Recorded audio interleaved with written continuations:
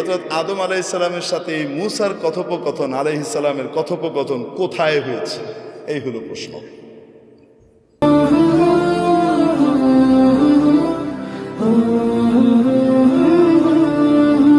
মিশকাত শরীফের ভিতরে হাদিস আছে, এই হাদিসকে কেউ এখনো বলে নাই যেটা ফালতু হাদিস। এই হাদিসকে সকল হাদিস বিশারদরা এটাকে উঁচু মানের গ্রহণযোগ্য হাদিস হিসেবে স্বীকৃতি দিয়েছেন। রাসূল পাক সাল্লাল্লাহু আলাইহি ওয়াসাল্লাম বলেন, মুসা আলাইহিস সালামের সাথে একবার আদম আলাইহিস সালামের দেখা হলো। কার সাথে? কার? আদম আলাইহিস সালামের সাথে দেখা হয়েছে কার? মুসা আলাইহিস সালাম। তো মুসা আলাইহিস সালাম আদম আলাইহিস সালামকে বলছেন, আব্বাজান, আল্লাহ তাআলা এত কিছু জান্নাতে আপনাদেরকে দিয়ে রাখলো, শুধু একটা গাছ এটার কাছে যেতে না করলো, এটা না খাইলে হতো না? কেন? আপনি খাইছেন বলে তো আমরা দুনিয়াতে আইতে এসেছি। আপনি দুনিয়াতে আসছেন, আমরা দুনিয়াতে আসছি। আইসাই যে ফেরাউনের কবলে পড়ছে, জ্বালায় মারতেছে। যুগে যুগে ফেরাউন, পুরুষ ফেরাউন, মহিলা ফেরাউন জ্বালায় শেষ করে দেয়। এক এক সময় এক এক ফেরাউন আসে। এই যে আমরা এখন কি করতেছি, জ্বলতেছি। আপনি কেন খাইলেন? এটা না খাইলে হইতো না। আপনার কারণে আমরা এই পেরেশানিতে পড়ছি। বুঝেন কি বলে? সমস্ত পেরেশানিতে পড়লাম কার কারণে? আপনার কারণে। কে বলতেছে? মুসা আলাইহিস সালাম। আপনি এটা কেন খাইলেন? হযরত আদম আলাইহিস সালাম বলতেছেন, আমি খাইছি, তোমারে কে বলছে এই কথা? বুঝছেন? মুসা আলাইহিস সালাম হলেন, আমি বলি আপনাদের বাবার ছেলেদের মধ্যে সাধারণত 2 নম্বর ছেলে যেটা হয় মাজ্জা, এটা চেতা টাইপের হয় সাধারণত। আল্লাহ তাআলা এটারে বানান শত্রু বাহিনী এসে যেন তার বাবের জমি টমি দখল করে নিতে না পারে।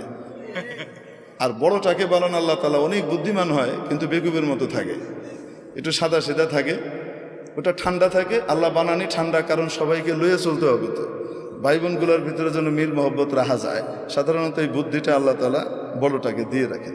আবার কখনো এটার বিপরীত ঘটে। ঘটে কি ঘটে না?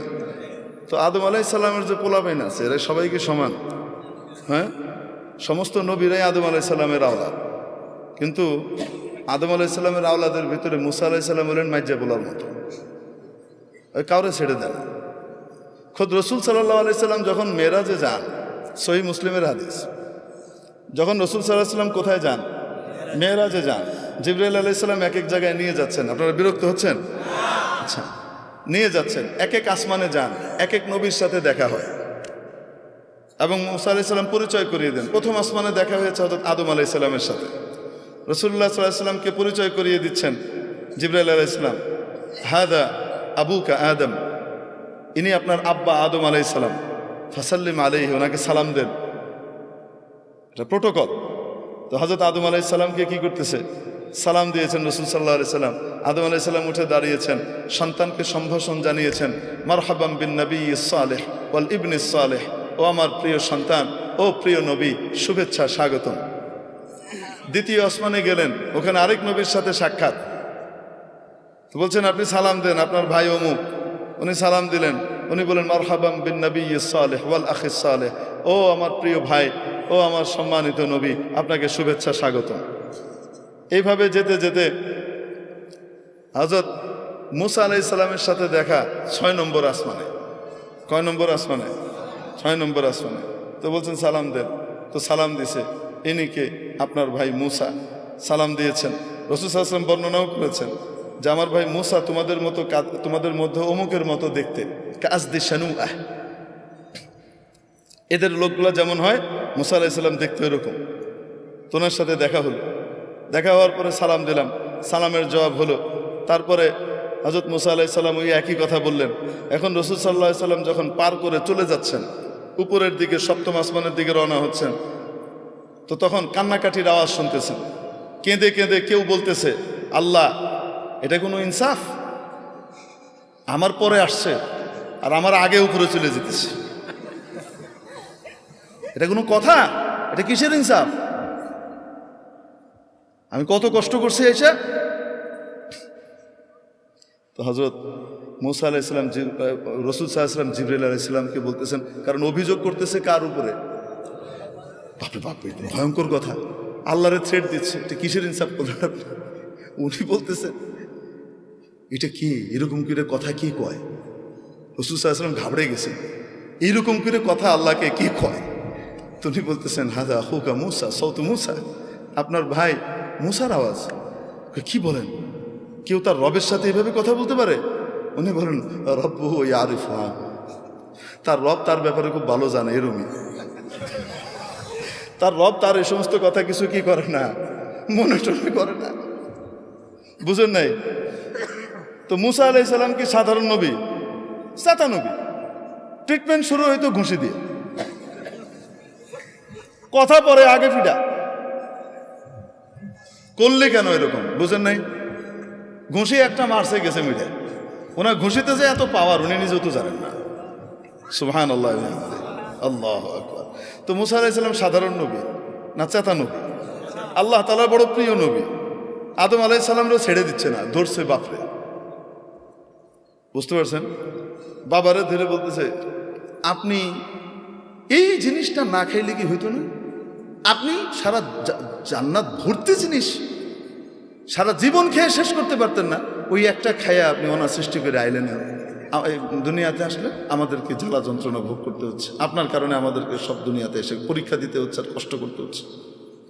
হযরত আদম আলাইহিস সালাম তো তার রব যেহেতু ওনার বান্দার এই ভাষা সম্পর্কে বুঝে, তো বাপও তো বুঝে।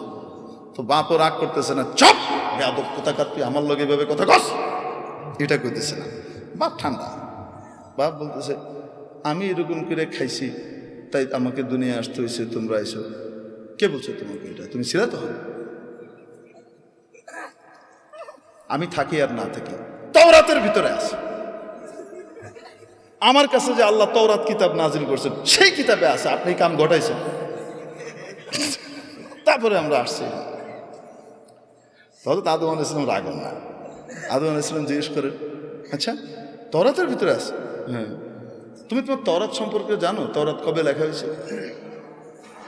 হ্যাঁ জানবো না কেন? কবে লেখা হয়েছে? আপনার জন্মের 50,000 বছর আগে লেখা হয়েছে। আরেক রাতে 40,000 বছরের কথা আছে। 50,000 বছর আগে লেখা হয়েছে। ও,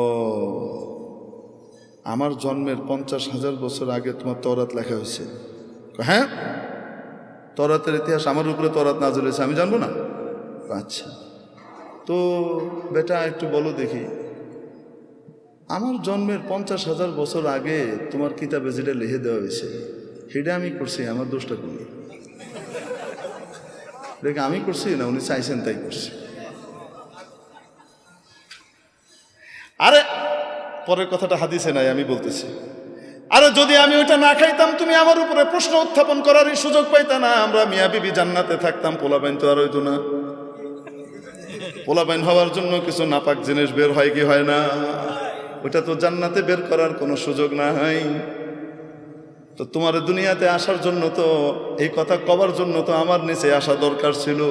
তোমার তো শুকরিয়া আদায় করা উচিত যে আমি ওইটা খাইছি তাই তুমি জান্নাতের মুখ দেহ নবী হইছ।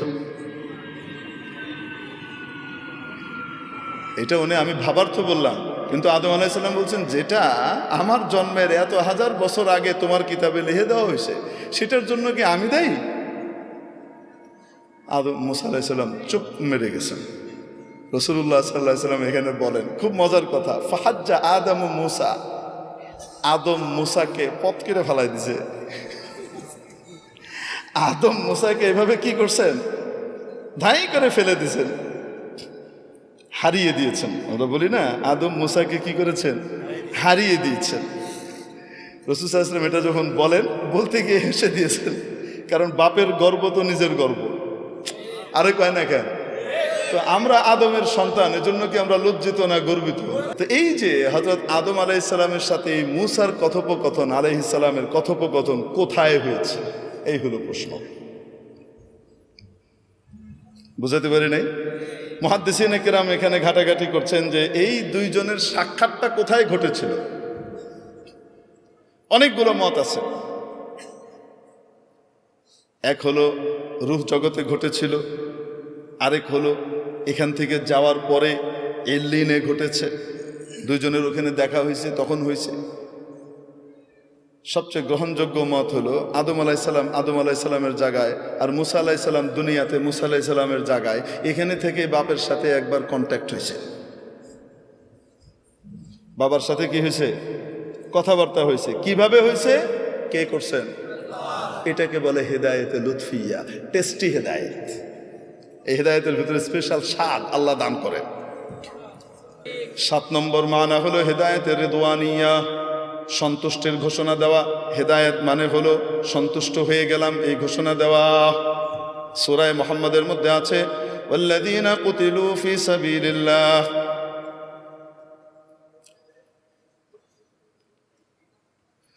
ইন্নাল্লাযীনা কুতিলু ফি সাবিলিল্লাহি ফালান ইউদিল্লা আ'মালাহুম সায়াহদিহিম ওয়া ইউসলিহু বালাহুম। নিশ্চয় যারা আল্লাহর রাস্তায় শহীদ হয়েছেন তাদের আমলকে আল্লাহ নষ্ট করবেন না, অতি সত্বর আল্লাহ তাদেরকে হেদায়েত দিবেন।